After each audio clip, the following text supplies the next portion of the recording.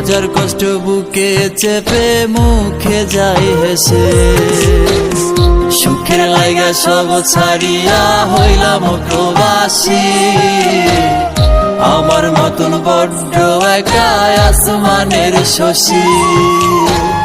সুখের লাইগা সব ছাড়িয়া হইলাম প্রবাসী, আমার মতন বড্ড একা আসমানের শশী।